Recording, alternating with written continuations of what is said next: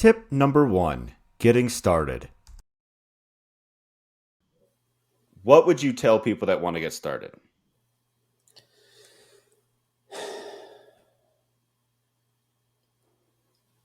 Homework is important. Pre homework. Joel Salatin said something in one of his books. It was either Pasture Poultry Profits or beef. What do they call it? Salad bar beef, or the one that you Mm-hmm. referenced. You can farm or something to that effect. Mm-hmm. The first thing you need to understand is if you're going to try to grow food for money and make a living at it, and that's my business. I'm not a homesteader. This isn't a hobby. This is a business for me. So that's where I'm coming at this from. I honestly have no idea. I mean, hobby farmer or homesteader, or you want to have a day job and live on property, that's a whole other question. If you want to run a business that depends and then you want to put food into the food system and make money doing it, figure out your customers first. Figure out where you can sell, what they're willing to pay, where do they live, how far do you have to get that product, move it to get to them, will they come to you for it? And that requires a lot of due diligence and a lot of research. There's 13 questions that you'll ask me. Where do they get that information? How do they do that due diligence? Ironically, the government has a lot of that information handy because we do have systems that talk about demographics and income levels and people's attitudes and perceptions. There are I see what you're saying. publicly available research studies that talk about people's opinions about how much money they're spending on vacation or how much money they spend on food or whatever. Okay, so you may have to dig, and I don't have any URLs to give anybody. I don't have any short answer to this question. Every situation is going to be different. You may have a chamber of commerce office. You may have a agricultural office in your county. You may have a friendly restaurateur who can give you some insights. Other farmers are great resources for that kind of stuff. Talk to them. What are they growing? Definitely. Sure, right? But know who you're going to sell to, and then figure out what you're going to sell. Unless you just don't give a rip and you just want to sell what you want to sell, and then you're taking a huge financial risk. Great. But my success depends on selling a lot. I need a lot because I need money, and so I have to sell a lot. That means I have to find out what the most possible people want, which means there's a balancing act between selling a commodity product at 99 cents, like Walmart eggs, for example. Mm-hmm. I could never produce an egg for 99 cents, and I'm not big enough, nor do I want to. So how many customers do I have in the marketplace that are willing to spend $6 on a dozen eggs? I honestly don't know, but I know there are more of them in Missoula than there are in Victor. So that's where I go to sell, right? And I got to Definitely. go run around and find them. Tip number 2, following the rules. I mean, I'm not trying to say that I blindly follow every rule out there, but I do tend to look at them and scrutinize them and say, is it fair that I can't sell 1001 chickens? Or should I really work hard to make sure that I stop at 1,000? You know what I'm saying? Yeah. Joel Yeah. Joel It's Salatin, he went through this extensively, and he said, I think he has an exemption of 1,000 or 4,000 or some number, and he looks straight in the camera and he says, "And we never exceed 1,000 chickens a year." And then he walks away. It's like the guy's a multimillionaire, and it's not because he's selling 1,000 chickens a year. I guarantee it. yeah. So anyway, Yep. Tip number 3, enforcing those rules. but the beautiful part is enforcement really isn't that strong. So no one's really kind of creeping up behind me saying, "Hey, can you show me records? Is that 1,000 or 1,001?" You know, your exemption's only good for 1,000. We're gonna ding you. No, there's nobody calling. So I don't know. Have you ever tried to count 1,000 chickens? Like, also, have you ever tried to count more than 25? It's hard. Dude, every time I walk out my pasture, I see that and I mentally go, that's 325 chickens. And then I will play the game sometimes. I'm like, okay, 5, 10, 15. Ah, jeez. I get about to 25 and it's like, okay, forget it. I can't. But yeah, Yeah. it's ridiculous. No. Tip number 4, ask questions. Go to the farmers markets, see what they're selling, figure out what they're selling. What are the prices? Take notes, take pictures, talk to people. I mean, look at it like imagine you're buying a business. What are the questions you would ask to do that? Well, how much money did you make? How do you make that money? What are the shortcomings of your business? All those kind of questions, and answer those questions, and then decide, is this something I want to do? It'll scare the hell out of you, but it's super fun. It's It's the best yeah. job I've ever had. And if you do go to farmers markets and talk to farmers, buy something from them to thank them for their time. They're like they don't like looky loos. Like they're being nice by answering your questions. You could at least take the time and, buy some zucchini or some whatever tomatoes from them. Literally anything. Yeah, yeah, Because they're there in the hot sun all day or in the rain or whatever, that's a just great point. And that's I think just just a courtesy. go take a farm tour and then hit their farm store when you're done. Give them the thank you of the transaction. Shop Yes. local, buy the stuff. Don't buy stuff you don't need. But man, if you need a dozen eggs, hey, I got these for $6. What do you think? Yeah. Tip number 5, going alone. What do you think about woofers? People like work weekends on organic farms or that type of thing, like farm help.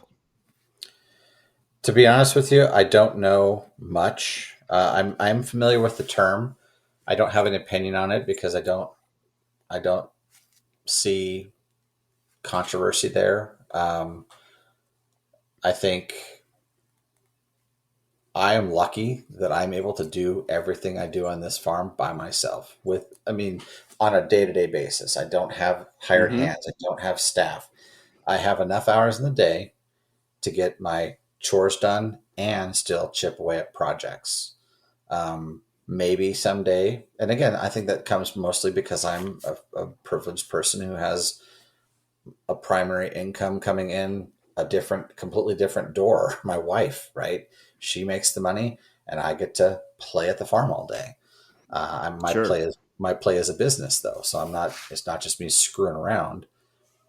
But I think if we really evaluate what are the, I guess my question is, people who work on farms, are they trying to learn? Is that what they're trying to learn? Pick up the best practices and habits and understand how businesses operate and then take that knowledge and go elsewhere and start their own farm? Is that kind of the controversy? Oh, there's no controversy. Just like some people don't like. It's more of a burden than they're worth. So when almost 10 years ago now, I worked on a beef. Their primary income was beef. They had some dairy cows and stuff like that. Um, like for 6 weeks in Montana, and I just needed to get away from whatever I was doing. That was kind of Sure. like my thing. I just whatever I was doing wasn't happy. Needed to go do this other thing, clear my head for a while. And so she was like explaining to me how oh, like woofers or farm help, I guess, not just woofers specifically, that you shouldn't run your farm or whatever operation based on that kind of help. You should be able to run it without it because they're not always going to be reliable. and it takes quite a bit of time that usually they don't have to get that help up to a level that you really need them at. I mean, it's really just like training like an employee at anything. They're like, okay, so you paid them $15 an hour or whatever, an employee to start. They are worth maybe five when they start because they know nothing, unless they're, I mean, we're talking brand new, right out of high school, never worked a job before type of skills, right? They're Mhm. and so this was me working on a farm. I've worked on my uncle's hobby farm, but he'd had vegetables. He didn't Mhm. have beef. He didn't have dairy cows. He didn't have things like that. I just had a work ethic. And so so there's that. And I had something else, but I kind of forgot what the rest of it was. But um, just Well, I think I get what don't you're. I, run. I think I'm getting where your question is. So there's two sides to this. And I'm not familiar with the term woofer. I'm sure it's an acronym for something. I don't know what it means, but work on farm something. Um, Yeah. but it's temporary workers or volunteers or interns or whatever. To be honest with Hmm. you, I share the woman's sentiment. I am probably next year we'll be at a place 2022 I will be at a place where I need help. Okay, I'll have so many animals dropping calves and piglets and chickens and brooding and feeding and managing tons of feed at a time and what have you, repairing structures, moving animals. My days are going to get away from me, and I'm not going to have time to do what I'm doing now, which is the additional projects to continue to grow the farm. So something's going to have to give. So either I get stuck at the same level that I'm at now forever, which is not my goal. I want to grow every year, and so I'll have to add employees. So I will be. I've seen people, farms in my area, take on volunteers, and I think, man, like you're saying, I have to hold this person's hand. I have to tell them exactly where the shovel is in the green shed, and not the square shovel, but the round shovel. No, no, no, not the trenching, long, skinny shovel. Let me show you. And now it takes me away from my work, and now I've got to go help them, which should have been a simple ask, right? Simple Yes. question. So I understand that question, but there's also that pinch point of, but I still need help. Sure. Yeah, they could leave you high and dry though. Like, hey, this 100%. I'm not really feeling it. Just like an employee, they can leave at any time. You know. Yep, they can. And that's where you have to just build relationships with people and trust them, and Yeah, it's a decide balance. early and often, is, do I trust this person enough to have them on my farm as a coworker, support person, employee, what have you, right? And I think that goes back to a lot of how you think about the world, how you see the world. Are people out to get you, or are people generally good and willing to help and Yeah. step up? So that I Is can't this answer that person question. gonna show up on my property, break their leg, and then try to sue me? Right, Like right. Yep, all yep. these kinds of things. So Yeah, this is probably not the best business to be in if you're a person who's skeptical of people's intentions. probably not. No. And demographic makes a difference too, but there's bad actors everywhere you go. So you There just are, but gotta. it's, you talk about a long game. Man, I can't even imagine how big of a pain in the neck it would be to try to game some farmer out of some profit. Or I mean, good God. Yeah, they're already like they'll tell you they're broke. All their assets are tied up in farm equipment and whatnot. Yeah, yeah. Tip number 6, picking your livestock. Invested a lot of money in livestock, cattle, for example, pigs, sheep, a lot of chickens. I would not have started that big. I would have started slower and gone deeper into chickens because I think chickens are by far the quickest way to start earning income. Not layers, but meat birds. Um, Sure, yeah. by far the quickest turn. Tip number 7, customer certified.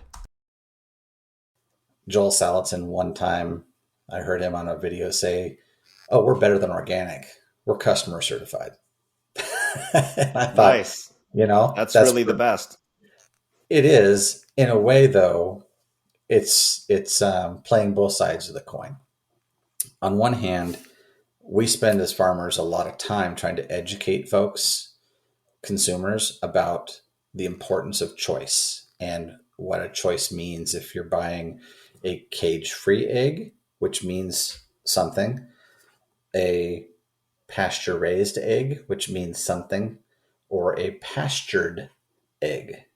They all mean different things, but there's no legal definition. So marketers, which I am one, but in the agriculture side, play games with stretching the truth, exaggerating, using those hot button words that have been out in the marketplace to get their product sold without the consumer. So the consumer sees a cage-free egg, for example, and they think, "Wow, that's great." California passed a law while I lived down there about, if a chicken is in a cage, it has to have so many square feet by so many square feet and so on. And that law passed because as humans, we don't want to see animals suffer as a general rule. So that seemed like a reasonable thing to do. Well, free range chickens, they can still live in a barn full time, 24 hours a day, 365 days a year. And that's a free range chicken. That chicken may Never see the sun. never see the sun, right? It may never Wow. see grass. It can live on a concrete floor covered with wood chips that get replaced every few days. Anyway, so the games that people play with words matter because when you say I'm customer certified, yes, Joel Salatin is probably one of the best people out there who has tried to educate consumers on what the terms mean and where the food comes from and those sorts of things. But he's also admitting that customers don't know everything and they've picked me as their choice. Right. And so they're trusting all of the previously known information about Joel Salatin um, to make their choice to buy his eggs or his beef or his pork or what have you. And that's fine. And I don't begrudge him because he's fantastic and he was one of my early idols in getting started. Tip number 8, consumer education. I love the education that Joel Salatin has been putting out, but at the same time, we can't just like hope that he does like all the education because like just for like education to consumers, that is, because Right. I have one of his books, You Can Farm, sitting on a bookshelf. If you ask my wife who is Joel Salatin, I guarantee you she will be have like say I have no idea who that is, even Mm-hmm. though almost every day she like sees the cover of that book and just like I don't know, Yeah. which is fine. I'm not like it's just another author. Like I'm not gonna remember, you know. I mean, to her, it's another author, anyways. So Mm-hmm. like I'm not Mm-hmm. gonna remember all the authors of the books that she has either. So what I'm saying is like I feel like as farmers, ranchers, homesteaders that are trying to um, sell our products, like half the battle is to educate, which as if the job wasn't hard enough, like, you Yeah. know, And that's one of the why reasons. does your egg cost $6 a dozen? Like, well, Exactly. because let's see, blah blah blah blah blah blah blah blah Right. blah. Right. And it's a very careful balancing act. I really enjoy the farm tours because of that. Going back to Joel Salatin, I think to your point, he's one guy who gets a lot of press. That's great, but did you see the press as a customer? Maybe not. So now, as I guess I wouldn't call myself a disciple, but someone who has learned a lot of the principles that he has used, and now I have experimented with them and have adopted them and modified them and taken other people's learnings and other people's ideas and my own ideas and have my own farm. It's my turn to affect the people I can locally. Tip number 9, farm tours. Right. One of my biggest focuses is to get folks to come take a farm tour. I don't really have to do much to an uninitiated person who just wants to come see a cow. They just want to see a cow up close. They want to see how our eggs are grown. Or maybe they don't know what they want at all. They just know we have animals here, and oh my gosh, isn't it neat? Harkening back to the 10-year-old Joe Senger who lived in a city who thought that was a cool way to spend a couple hours, right? So I Yeah. really connect with that idea a lot. And so I am my doors are always open to guests. I'd like notice so I can have my act together a little bit when they show up. But Right. we do Put on live the by presenter face. Yeah. right. But we'd like to live through transparency. And you go back to the certification questions. There's no, I hide nothing. If you have a question about anything, you want to see my feed bags, you want to look at the labels, you want to see how the animals are treated. Here, I can explain it all and show it to you. Right here, it is. So, so again, touching one more time on Joel Salatin's customer certification, I think the farm tour is the linchpin to achieving that. I think getting your Sure. customers Yeah. or just curious people to come to your farm, spend time with you, get to know you, the farmer, and learn about your processes. Like you're asking me these great questions. Kids are some of the best farm tour patrons there are because they're just gleefully curious and they're not afraid to ask questions where their parents may. So so the farm tour is a tool that I use extensively. Talking again back about tactics or systems I use, farm tours are one of the best marketing tools I have because I live in an agricultural heavy area, but on a Saturday, folks are willing to drive the 45 minutes from the 100,000 person city up north and come down and check me out. And I really love when they do. Um, Most of my eggs are sold to restaurants, to be honest with you. I find a lot of, I get excited about that coming from the restaurant business, but because I get to reach a lot of people that way. They get to eat my product and they don't even know they're eating my product, but I don't care because I know it's a good product. It's healthy for them, what have you. My private customers, I'll say, my household customers, without exception, have all taken a farm tour. Not Wow. one person has bought an egg from me because my eggs are not $3 a dozen. They're $6.99 or $6 depending on how where they buy them. I have a Right. premium egg. I charge a premium price, and it covers my costs and gives me a little bit of profit. But um, folks aren't willing to pay that here in Montana. They've got chickens in their backyard down the road from me. But folks in Missoula or the other cities I mentioned, they think it's novel. It's an interesting. So finding my niche has been a challenge this year, but I think I finally did. I found some agreeable restaurant folks who understand the value of what I'm selling, and they're happy to pay the price. So I'm happy to have them as customers. So Tip number 10, test your pasture. I can tell you something I wouldn't do again. I That's would my not. next question. What have you tried that failed or didn't work well? Well, we talked about rotational grazing on crappy pasture. That's one thing. Underestimating know what you have before you commit to a decision. I think that's one thing. How would you do that? No, like Well, knowing what you know now, like get like a test or something. yeah. So there's resources here in Montana, and I would imagine there's probably resources in lots of places around the country.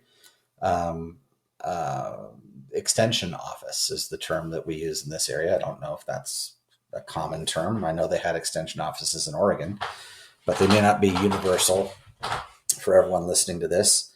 Um, it's a county based organization that they have all kinds of information that helps you make decisions. So what is the pH of the soil? What should it be to raise the crop you're trying to grow?